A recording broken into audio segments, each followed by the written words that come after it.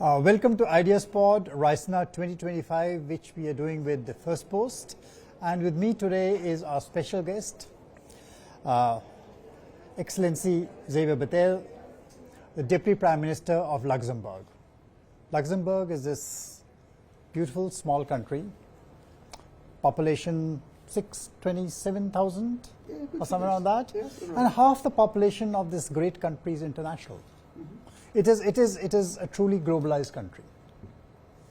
And I think, of course, the strength has been the financial sector, integrated banking. That's what really helped you. Can I ask you about, what does Luxembourg feel about position Luxembourg? What do you feel? You are in international society. What do you feel about the retreat of globalization, which is happening, and then post that, the rift which is appearing across the transatlantic, which is a deep divide, shattering the entire concept of globalization? Do you feel threatened? The first thing, when you did the presentation of my country, you said banks. But you have to know that my country, the first success was steel. In fact, we discovered steel, and we had glorious years with the steel industry, but then we realized that steel won't be forever. So we did financial services, but we did also satellites with Astra, one of the biggest satellite company in the world. We did it with also broadcasting and also the radio. RTL, which is one of the most famous European radio, the L is for Luxembourg. And we were also, now we are active in space mining, where we even work together with India. So we were always able to be first movers in a lot of topics. Also with the finances, with green bonds, and all these climate goals and products that we are able to link to finances to makes this success. And wasn't it that Benelux kind of seeded the idea of the European Union? Yes, the Benelux was before the European Union, but in fact, my country, because we spoke about multilateral, you spoke about globalization. Yeah. And the fact is, I prefer to speak about multilateralism, because globalization sounds like one world with one big thing. By multilateralism, it's that you work with other partners together, and it's not one, it's partners. So my country success is the multilateralism, because in the 19th century, a lot of Luxembourgers had to leave to migrate to the States because they were not able to have enough food, because we were an agriculture country before having this success story of the steel. And as you said also, 50% of the country are non-Luxembourgers. Yeah. And you said international. I like that. Because in some countries they would say they are foreigners. We don't speak about foreigners. We speak about people living with us, but with an other citizenship or with an international citizenship. And so what is the success of this country? It's even with 50%. When I see that in some countries, some party who makes diversity a weakness of the society, we believe that diversity is our strength. So you said the multilateralism. Yes, multilateralism it's difficult because we see the UN is not working. We say that the international trade is not working, and we see that even the international agencies are in a situation now where we don't know how long they will be able to continue to work. So we have for the moment a crisis of the multilateralism. That's a fact.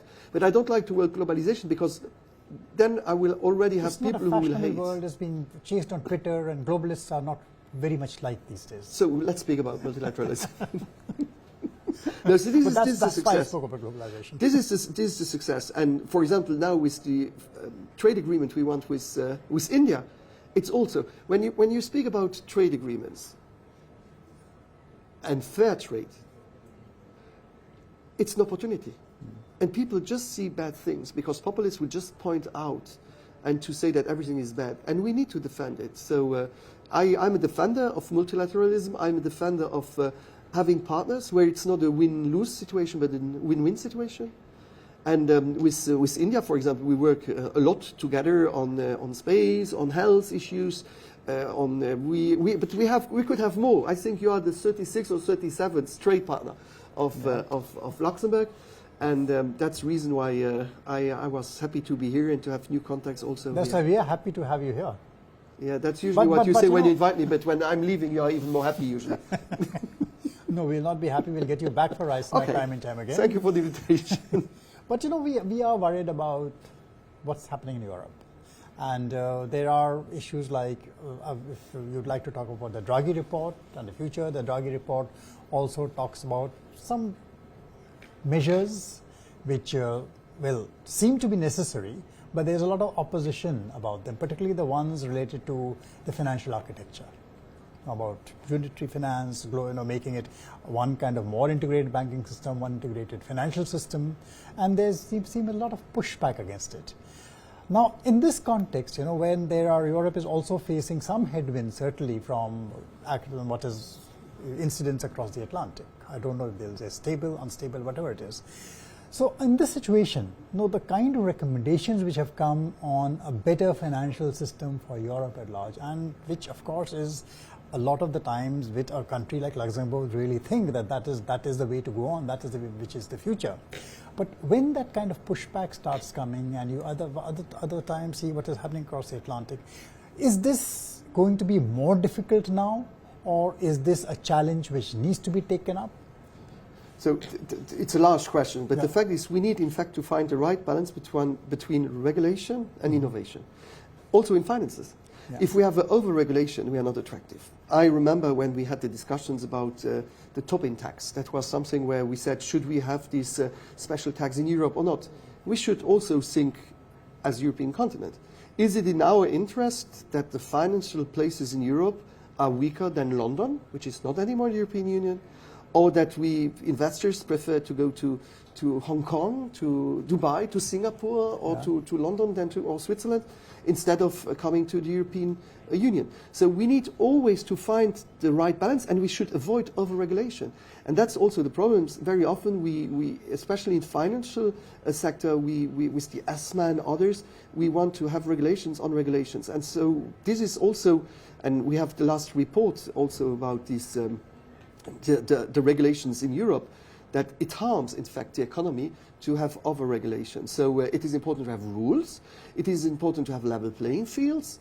And but it's also important to think that the European continent should be competitive. When you speak about tax, usually when you speak about tax, it's just to raise. I never heard that we want to lower them altogether.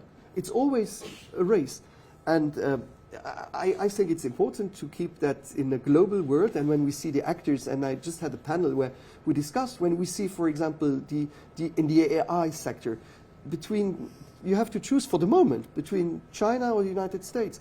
When you see your phone, you choose between Korean or Chinese or Americans. When you see Google or all these platforms, it's Americans. So where are the Europeans? So over-regulation is killing also innovation, and we need to find the right balance to innovate, but to regulate also. And when we had the GDPR, so the data protection rules, at the beginning everybody said, ooh, boo, boo, boo, boo, and now it's a standard. So we need to not over-regulate, but to have regulations, because we need to protect also people, but still being attractive. So GDPR is one area of contest which has arisen between the US and Europe. The other is now the Global Tax Treaty, which is the digital tax treaty, which the US is not very happy with, and they seem to withdrawn from it. So what do you think about those things? I think, again, if the tax treaty means that everybody has to raise taxes because some others are too high and they still want to be competitive, I never heard that we want to go down on taxes. No, it's not about raising taxes. It's saying that your minimum, the lowest tax, there is the baseline. You I know this, but usually, compete with each other. But usually, it's never to get down with taxes. All the regulations that we have with taxes are usually to higher them because other countries are higher with them. I think it is important. I fully believe if all, especially on taxations, we should have what we have in the OCDE, so a larger, a world rule. I have no problems with world rules, but I don't want that the European continent is afterwards weaker compared to America, to Asia, to other or non-EU countries in Europe. We need to have level playing fields which are the same for everyone. There I fully agree. But if it's just to say that we want to have rules just for us, why should we punish ourselves and making us less competitive compared to other countries, because then we think we would sleep better? No, we should be competitive, and competitiveness is also taxation. It's a fact, we see it. Yeah, tax competition is also about lowering the taxes and, but and creating not data only. We habits. can limit. The fact is nowadays we have because we have a taxation dumping. So some people want really to go down, and this is difficult. How do you want to explain to your citizens when they have to pay taxes that other people are not paying taxes? First thing. The second thing is we have labor dumping also. We have rules in some countries where children and where really the salaries are so low that we have a labor. And then we have an environmental dumping. We have a climate dumping because we have strict rules on production, and this is nowadays you see that even some countries want to ease the rules because they say then we are less competitive. But that's the reason why we need international rules, where we say that these rules are okay for all the member countries. And we should, as European Union, push that we have like the climate agreement in Paris. I was there for the climate agreement in Paris as a prime minister. We took this promise, and it's not for us, it's for the next generations.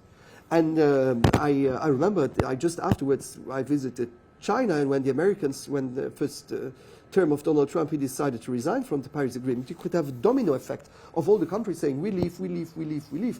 But this is also what the legacy we will leave to the next generation. So it is not only fiscal, it's also labor, it's climate, and I could continue the list of all these different criteria which are important. And data. Data is important too, but data is important. We know that data is a bit the fuel of tomorrow. Or I should say electricity, because we have to drive electrical more.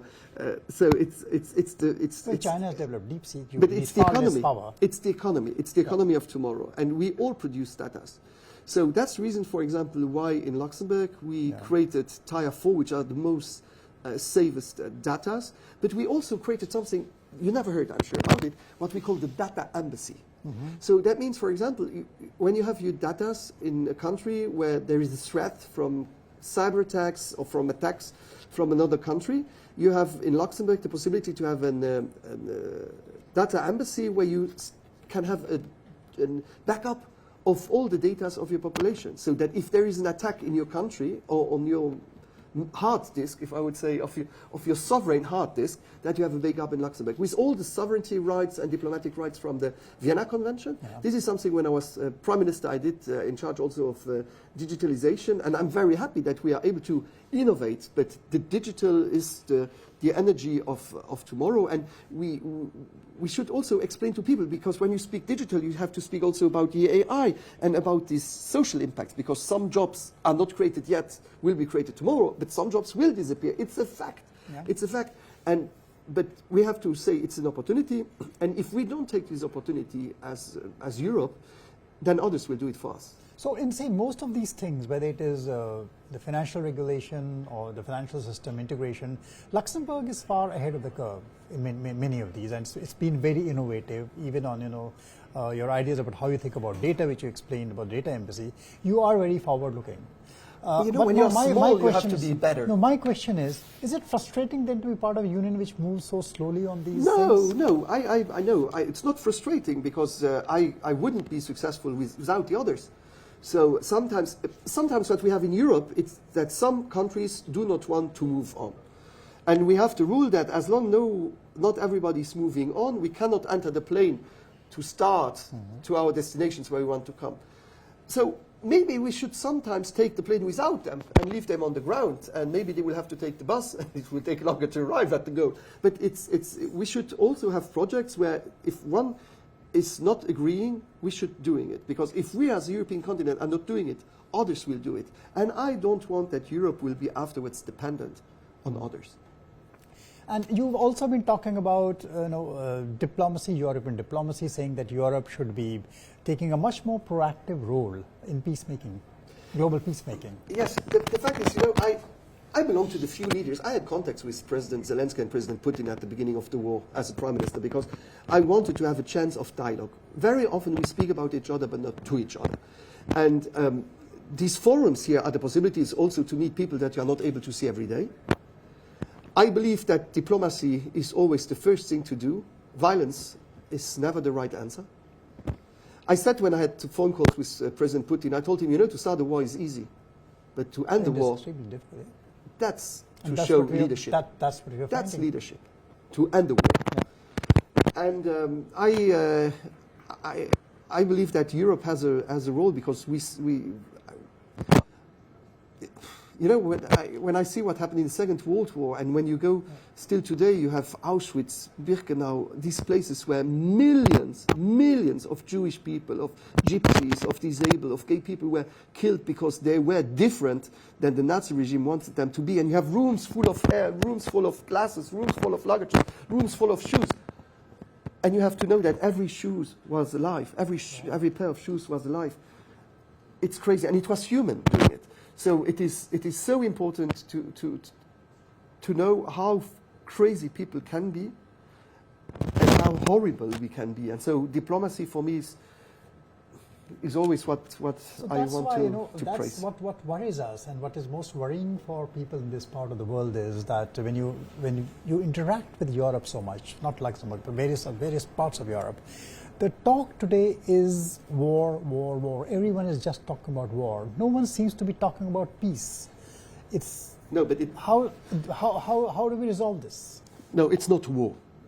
It's security. It's not war. Because no. We need to have dissuasion. We need to be. You know, I belong to a generation. I never lived a war. For me, peace was granted. Why should we invest in military? Why should we use military? I grew up in peace. Everybody was nice, easy, cheesy, peasy. Everybody was my brother, my friend, etc., etc. And then there came an attack from Russia. That's a fact, and we can rewrite the history that Ukraine's attacks. That's bullshit. Russia attacks Ukraine, and this is something. Who will be the next tomorrow if we don't have the strength to show we are also able to defend ourselves? So it's not a war, it's dissuasion. As you correctly said, Excellency, is diplomacy. Yes, but dissuasion is also important, because diplomacy, if it's not working, when you know that the other part is also strong, you will think twice before doing one thing. I'm sure President Putin thought that Ukraine would be a question of 5 days, and then it will be finished, and they will give up. And they fought for us. And when you speak about peace, I fully agree, we all wish peace, all. But we cannot decide peace for Ukraine without Ukraine around the table. So how do we get back to the table? I think that initiative, if you like it or not, but every initiative, and also President Trump's initiative, and the Arabian facilitator, I spoke to the Minister of Foreign Affairs, I said, you do great mediation. He said, no, I'm just a facilitator, I'm not doing mediation. But every possibility to have talks and to come to a ceasefire is the first step. But we cannot decide what is the future of Ukraine without Ukraine. We all want peace. Your Prime Minister wants peace, President Trump wants peace, and believe me, the one who wants the most peace are the Ukrainians. They want peace. But they don't want that other countries will decide what is going to happen with their own country, with their own life. And so it is important to have them around the table. So no decisions about Ukraine without Ukraine. They have to be part of the process. That goes without saying. Well, you have some people, I don't know, some people who think they can decide without Ukraine what is good for them. So I'm happy that the last days we had again discussions between also Ukraine and the Americans, because to support Ukraine is not against America. It's too easy to say, if you support Ukraine, then you don't support the American initiative. No. What is important is to show support to Ukraine, and that we get the more partners that we can have. And America is a trusted partner for long years, and I'm sure these relations with the American states will continue to exist. And I will not forget what they did for us. You know, if I'm free elected in a democracy, it's because we had people. I have a cemetery, 4,000 young GIs. They didn't know where my country was. They never heard about Luxembourg, but they died for me. And so this is something we should never forget. And we will find the right partnership, I know, with the Americans. It's just, it's different. I worked 4 years with President Trump when I was Prime Minister.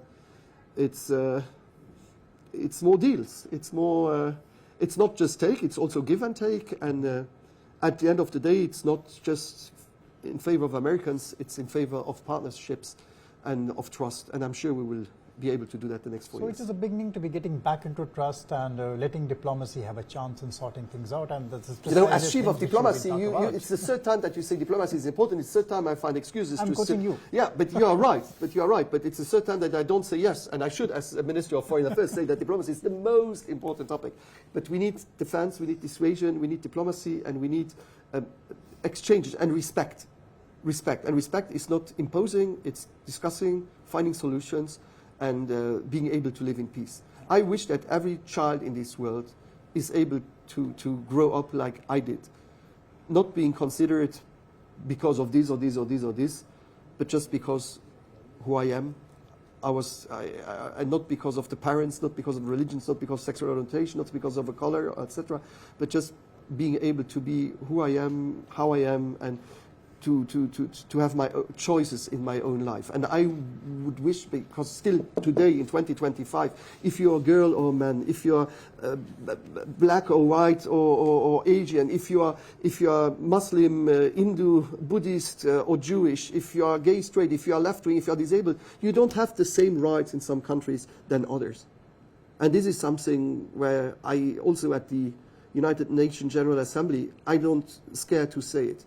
People don't like to hear it, but don't forget, to be different is not a choice. It's our nature. Thank you so much, Excellency, because what you're saying is what Raisina is all about also. That is why we are happy to have you here. We are about diplomacy, about getting different kinds of people together, different people who don't see eye to eye, put them in the same room and talk to each other. And I'm so glad you are here, and I hope you keep coming back to give this a further fillip as we go. It's a pleasure. Thank you very much. Thank you so much.